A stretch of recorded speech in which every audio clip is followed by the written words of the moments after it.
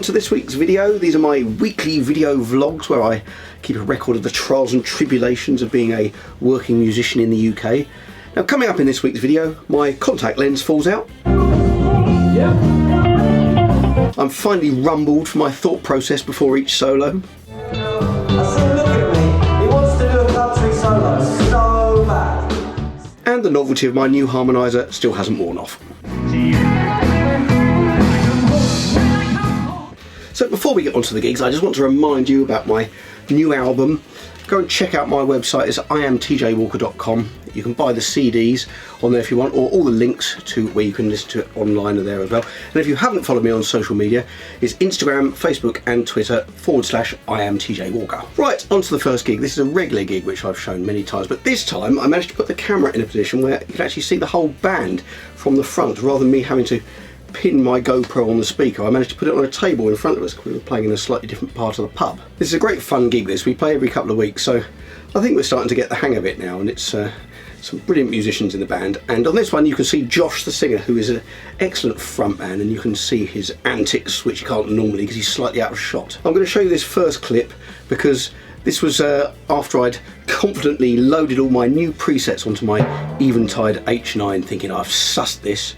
And then I start off with this nice lead delay that I've created using one of the algorithms, and discover that it's on 100% wet, so you can't actually hear what I'm playing when I play it. All you hear is the delayed signal. So just to show you these slight teething problems and that not everything goes swimmingly, here's a little clip of me making a complete mess of the solo because I'm only hearing the wet signal.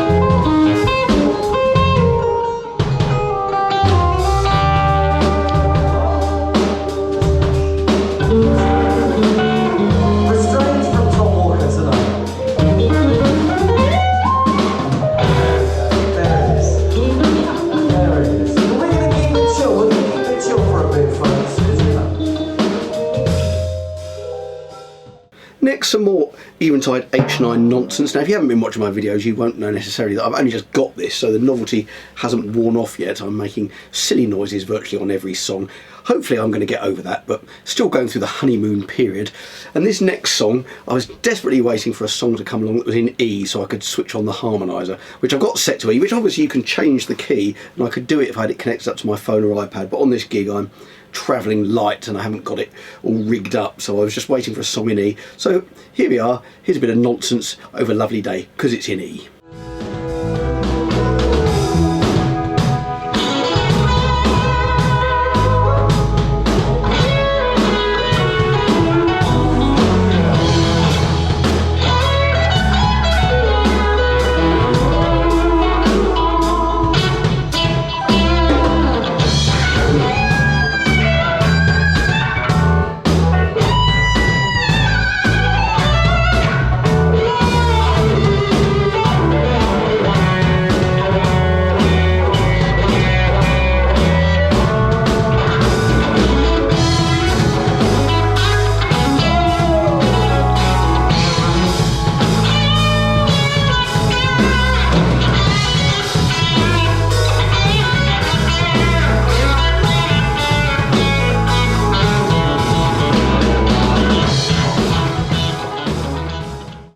to use another one of the silly presets. Actually, I quite like this one. This is a kind of octave fuzz. I think it's got about 3 octaves and a fuzz sound. So I did this one on Play That Funky Music, so check this one out. Oh, you're gonna die if you hear what's so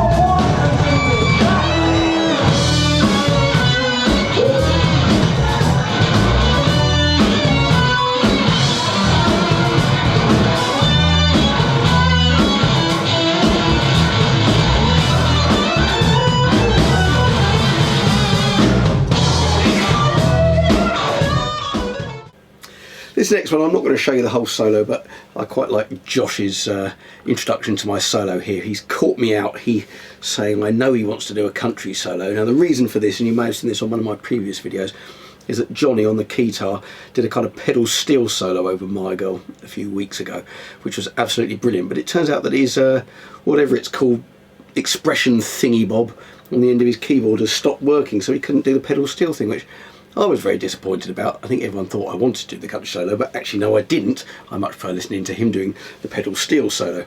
Anyway, Josh is slightly rude about his silly patch, but check this out and then you'll hear the beginning of the solo, but I just wanted you to hear the introduction.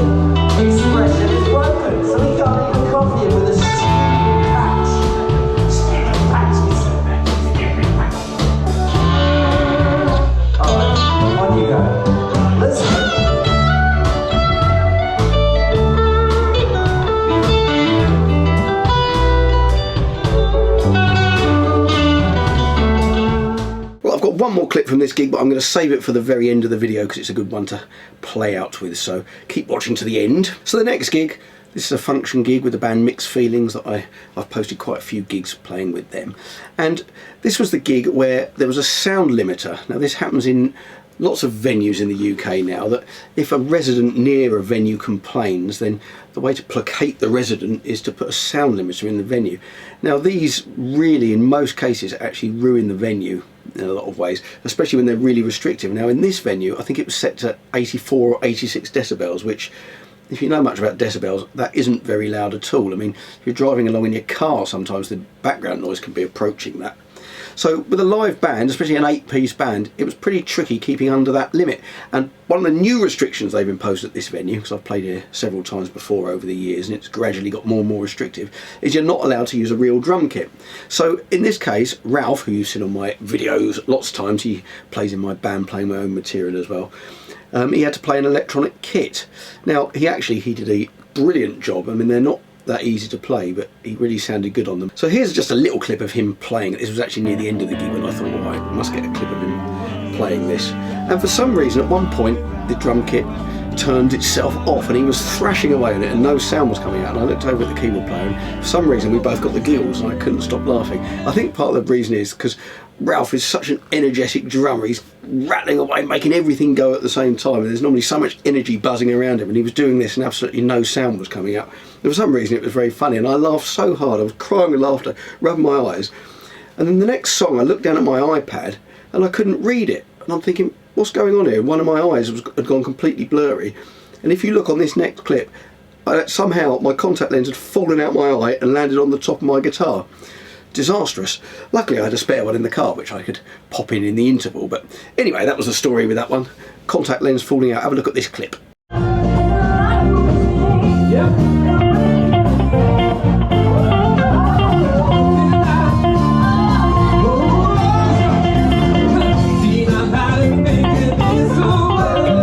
And I'm going to show you this last one. I've shown several solos playing with this band. Now this isn't my amp I use on this, it's the band amp. It's a Fender Deluxe Hot Rod and I'm struggling with the tone on it. Now, I don't use my normal pedal board, I use my Quad Cortex as a pedal board on this one.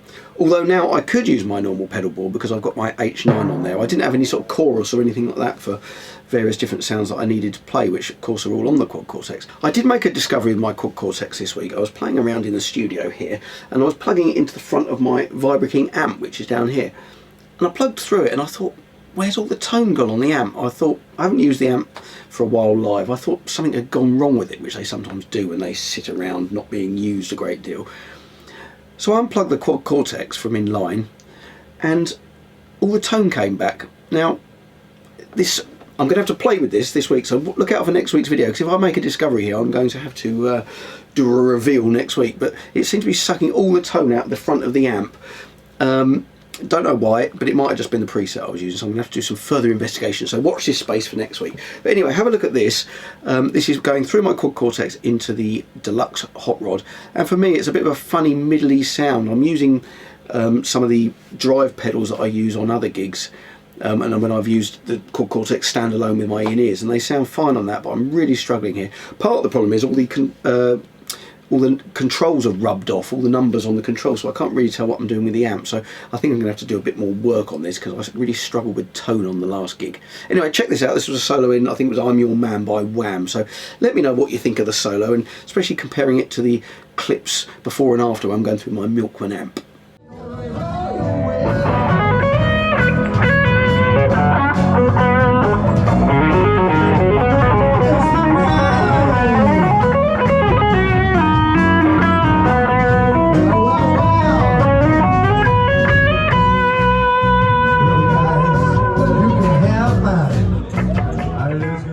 If you saw my video last week, you'd have seen a bit of this clip already. Last week's video was a review of a wireless in-ear monitoring system. I've got my own moulded ear plugs, which I've shown you before, which I'm starting to use more and more, which I shall be showing more of in the future. But I got sent a wireless in-ear system to review, so I was using that last week. So I showed a little clip from this gig, but I'm going to show you some more from this gig. The in-ear system worked pretty well. It was it's not an expensive one, but it worked well for what it did. It certainly did the job, and I used it for most of the gig. But here's a little clip. This was the first song, so I was still kind of playing around and adjusting it, but this is through my Milkman amp, and this is using my standard pedal board, my standard amp, and you'll hear on here that the amp's quite quiet. Now this is a worry I have starting to use in-ear monitoring when I'm using it with my amplifier, rather than, for example, using my Quad Cortex plug straight in, so when I've got no volume on stage. The problem being that when I've got an amp on stage, I don't really know how loud it is in relation to everyone else. I could be absolutely deafening everyone, or they might not be able to hear me. And I thought I was a bit loud on this one, so I was being careful. I kept turning it down. And then, in the second song, the drummer Brian asked to have more guitar put through his wedge, despite having my amp firing, the back of it firing straight at him. I was really paranoid I was going to be absolutely blasting him out, but clearly I wasn't. So there we are. There's lessons to be learned all the time with these monitors. So here we are. Here's a clip from Lovely Day, and it's the same song that I was playing a solo in on the first gig that I showed you, so you can have a listen, compare and contrast. Let me know which solo you think was better, which had a better tone, and should I leave out the silly harmoniser in the first bit of the solo.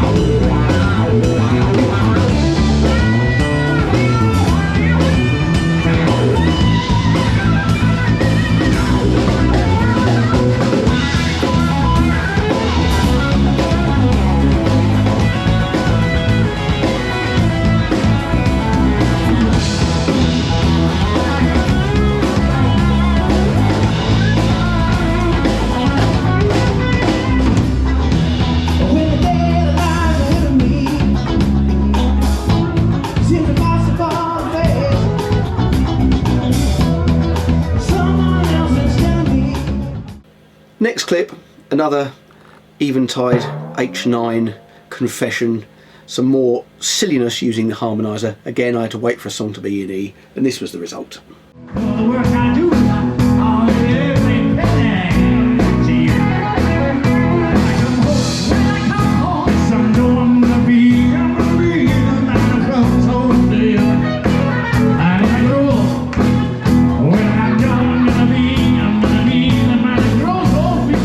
And this final solo, just to prove that I can actually learn a solo note for note. I'm not sure I used any H9 on this. If I did, it might have been a bit of slap, which I've got a preset which uses the algorithm from the H910, the old Eventide rack mounted unit. So it might be on here, it might not. Anyway, check this out. This is the solo from Crazy Little Thing Called Love by Queen.